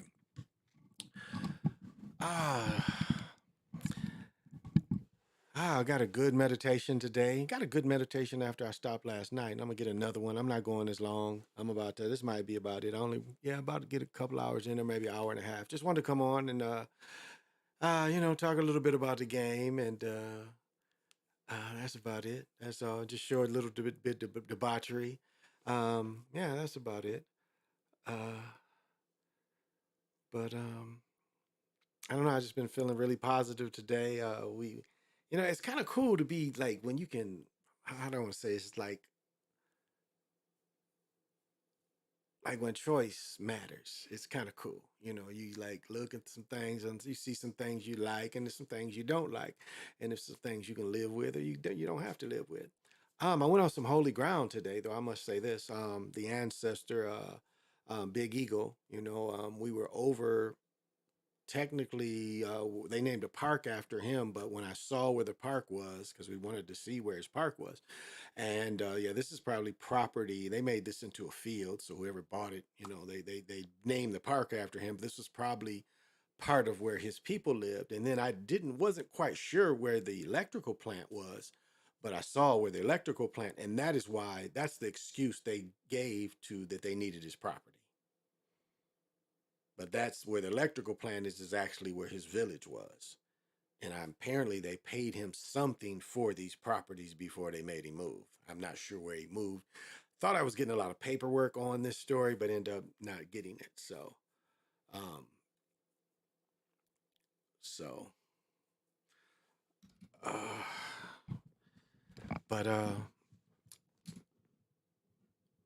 it's nice, seeing kind of walking some steps or being on some land that he probably walked through or thought about. And, it's kind of cool. There's good energy. I love the energy here in Minnesota. It's funny. My fiance is real sensitive to the energies around where we're at. And I'm just not, I'm not quite feeling what she's feeling. But where we were today by his property, she was like, yeah, I don't like the energy over here. And I was like, interesting. So that was interesting that she can feel that I didn't. And then, again, forced the ancestor off his land is, that's bitterness. For the Europeans, they say, it's for progress. But then, you could put that motherfucker somewhere else because this is his property. And this was his property before y'all came around here. And just because you got an idea and you think you can put it there doesn't mean you can just bully a person off. And, they'll steal your land. They've stole land, That's the name of the European game has been to steal land, but for the benefit of everybody. But the ones that had to sell the land don't really benefit as much. So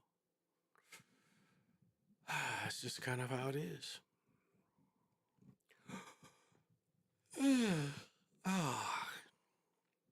wonder if I spell this shit differently. Because it was spelled a little differently. I think it had another A in there.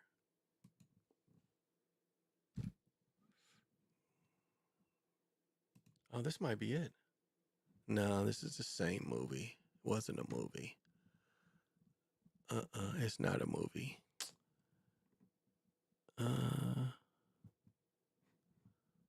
Let's see what this is.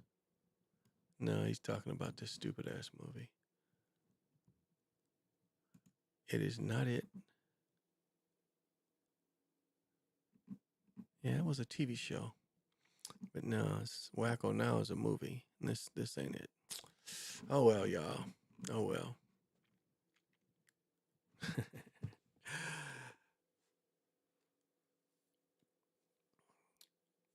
I guess I'll part with these words.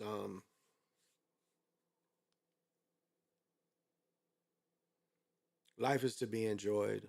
Life has, again, its ups and downs, its ebbs and flows. But I think, if you practice whatever you do sincerely, the ebbs and flows become more and more in your favor. And still, every step of the way, there's always fear and doubt. But just don't let that fear and doubt take over, because that's natural.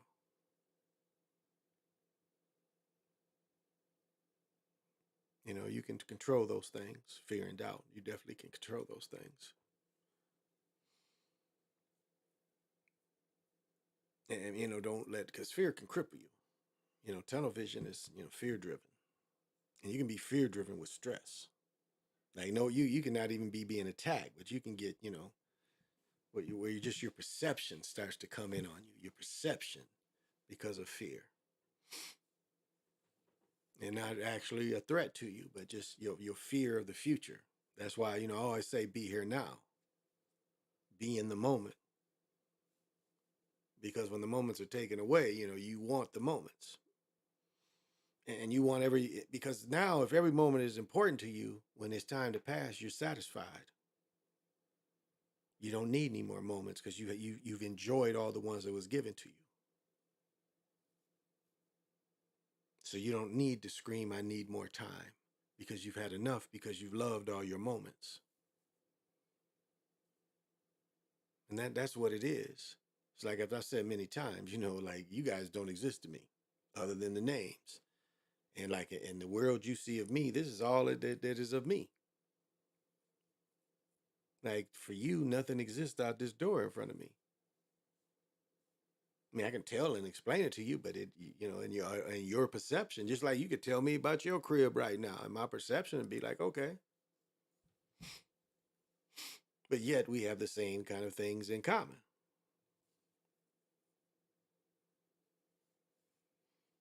And being, the same reality, you sitting on whatever device, you looking at me, that's what reality, we are in this same reality that brings us all together. And this is a moment that we are actually all sharing. And one thing you can say about me, I'm not coming here begging for anything. I've been asked to teach classes and shit, but I don't even know if I want to do all that. I mean, yes, your time is money, but it builds up other things too. So, I just don't think that I could really put that. I mean, to me, it would seem like I'm scamming people, really, to say that there's extra that I could give you. Come join this because it's extra I can give you.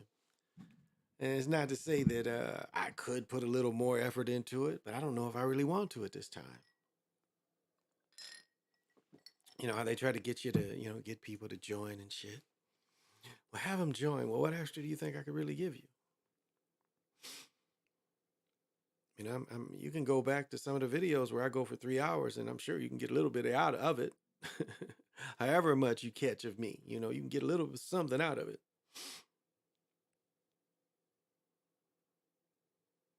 But I try to be positive as I can. I show this debauchery just it's entertainment value more than anything. But again, it's to look at the world around you and to be self-aware.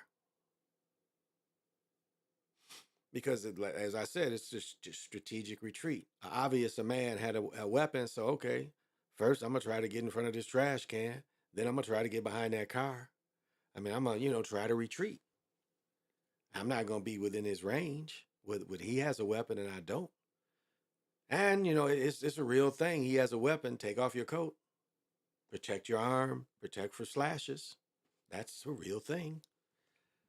Depending on how sharp the knife is, it might not cut you too bad. So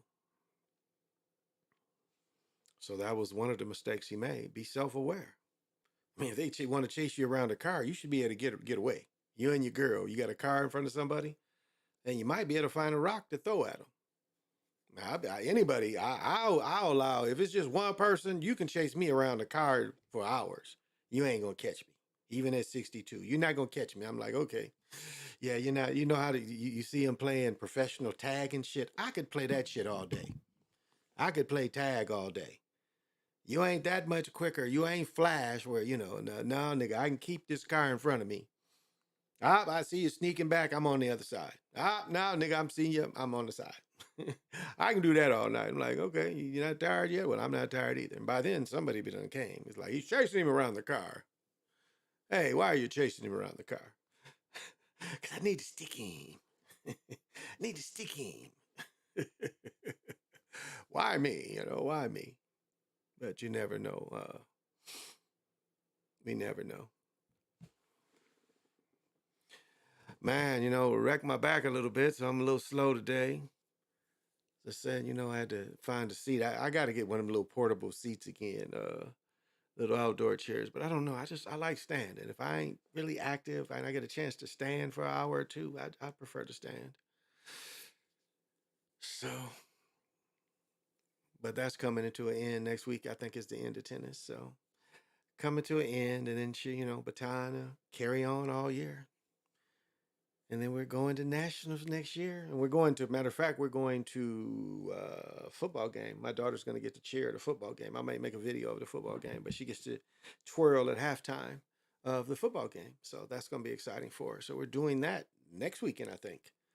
So yeah, we're going to see a football game. So my daughter gets to twirl. Going to a college of a young man that we know that he's got a scholarship at. So we're going to the game. I doubt we're going to get to see him, but maybe. I wouldn't be surprised if his parents are there. So we're taking a group down to go to the game. It's about 6, 7 of us going down there, check him out. And I don't know if it's homecoming. Maybe it's homecoming down there. So I don't have any of their gear. I might have to pick up some of their gear because, I'm so elegant. But anything I wear is going to look good. So, and I don't like their colors. So I don't think I'm going to wear any of their gear, but I'll look presentable as always. Stay neutral and I'll just wear some Viking shit, maybe, or some twin shit. Yeah, that's what I might do. So, well, tomorrow I definitely won't be on unless I come on during the day, but I doubt it. I don't know. Maybe I'll come on during the day. I haven't done a day show in a couple of weeks, but maybe I'll come on tomorrow. We'll see. But I'll say this, in closing, I'll say this is again, you really have to know yourself.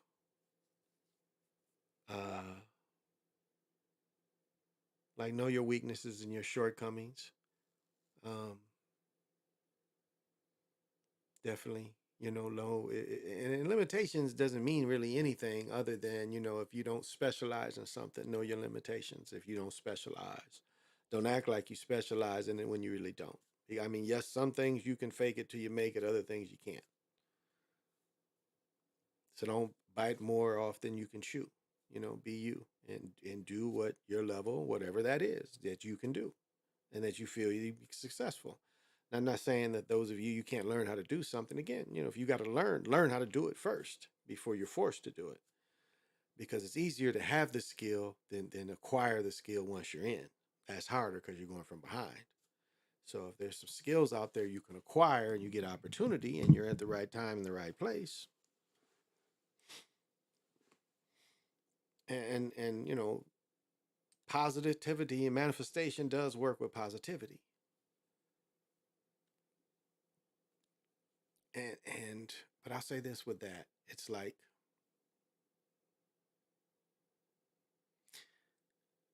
and it really is like you have an exhaust. When you're positive and things work for you, it is like you have an exhaust. And I guess sometimes exhaust is set up through meditating. It's like, perfect example. What was the movie? What was it called? Yeah, it was one of Stephen King's story. But anyway, they told him, it's like, look, make a box for this creature, lock the creature in the box, and the creature's in your mind, you see?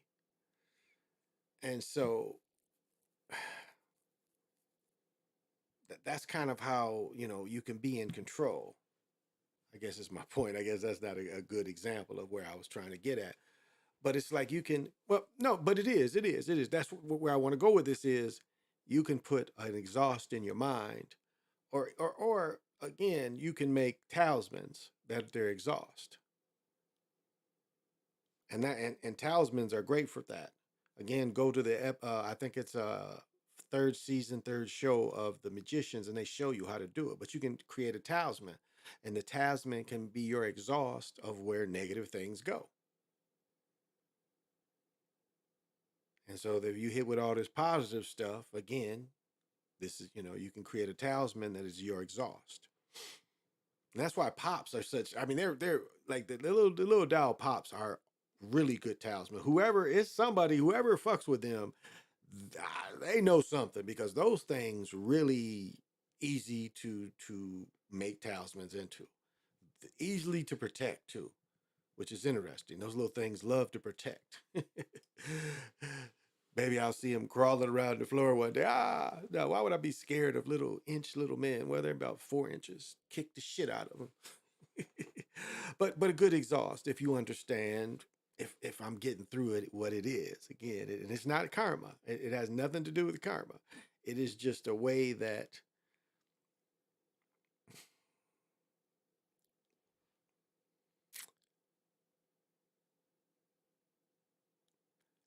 it's a way for you to receive the abundance. And because you receive the abundance, it's a lot of coming at you. And so you have a and it's like almost when you cut grass and you mulch it. It's almost like that. You want to cut up, it's like your filters are so good, like where all this abundance comes at you, you're covered with it, yet you mulching up. Your talismans are mulching up where all this negative abundance, because you can have negative abundance as well. Abundance can come in negativity too. You have abundance of negativity, if you understand. And, once you set all that up and you have those taking that away from you, and, that's kind of how you manifest. And then it becomes, you expect to achieve. You expect to have abundance, and it starts coming in unbelievable ways. But that episode really shows how it works. And so it's interesting. The dude from the Cosby Show, he's in that. The dude from the Cosby Show, that's the one where he stars. And he explains it to you perfectly, And maybe I'll try to look through and find a clip of that.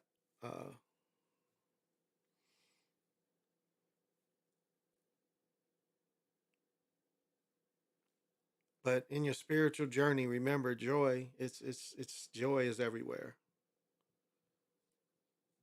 It really is. And love and bliss is where you let it in. Because you have to, be able to receive love to love. Because some people, they cut that off. Or they just want to be loved, but they don't want to put love back. And that's selfish. That's a selfish thing. It's like, keeping another woman just in case, this woman don't work. You got somebody on deck. Well, can you really trust that if you've always got somebody on deck? Can you trust what you're doing going to work? That's why I like watching these things about these Italians and shit, and it's agreed that they have a mistress. It's like, what kind of shit is that? These supposed to be, Catholics and everything, but they got to have a mistress. Like, well, we know she ain't gonna be enough, so it's in the culture that you got to have a mistress.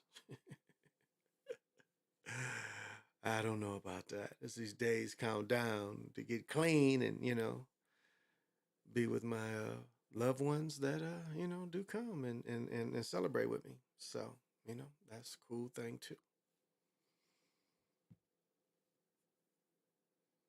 But like it's interesting how people wake up feeling anxious, wake up feeling depressed.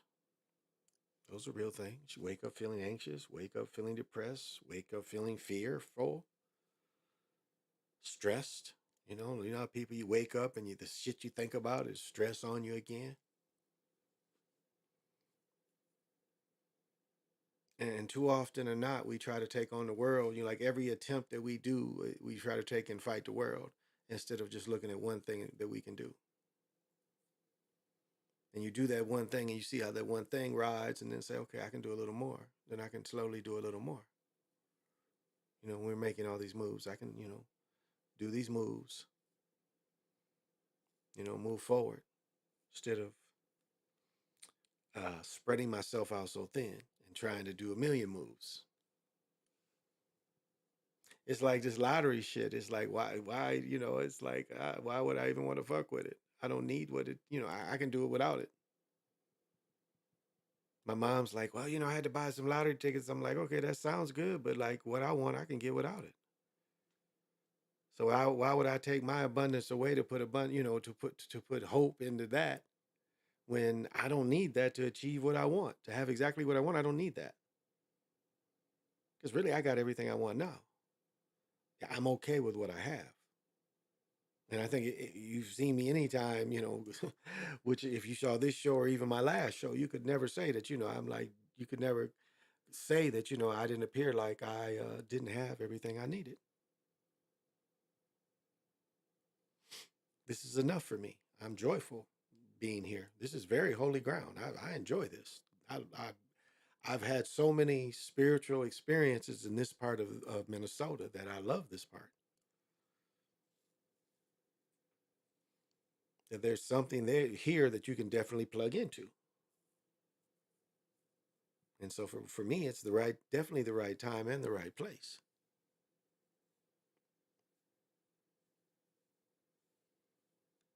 And I can't really tell anybody, how to meditate or what your goal is going to be. But I can say this, you should take time to work on your mind.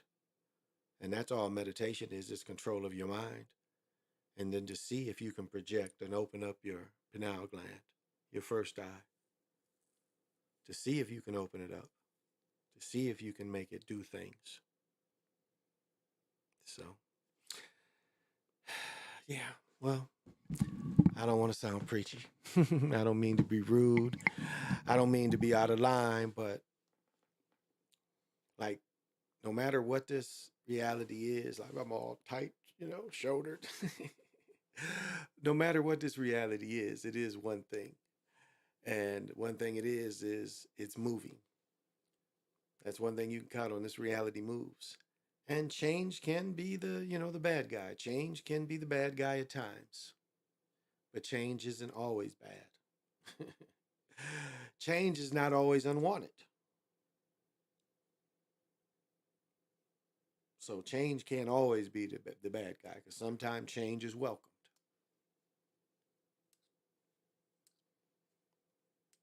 But I think the key thing to everybody is, knowing yourself,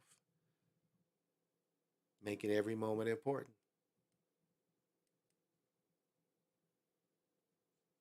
Like looking at your loved ones and really saying, damn, right now, I love them and I feel good that I love them and that we're able to share this moment together.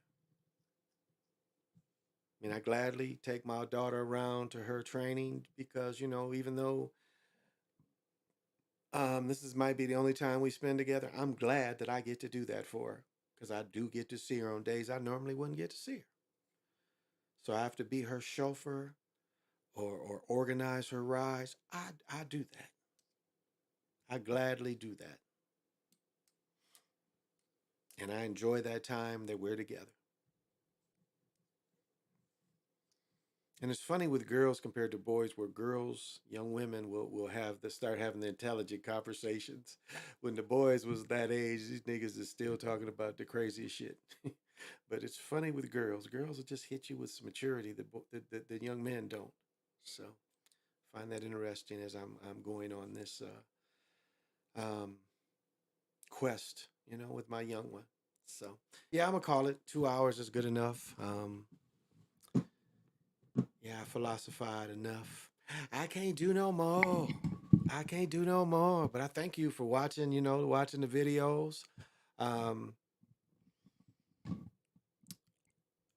Again, I can't separate the spiritual stuff from the sports because the sports to me is spiritual. So that's why I do this. So till we meet again, definitely say yes and say less. And I appreciate all who comes out and watches me, watch the videos. Those who contribute, thank you for, giving me your attention. I appreciate it. Till we meet again. Oh, no Friday shows. I don't usually fuck with Fridays, so look for me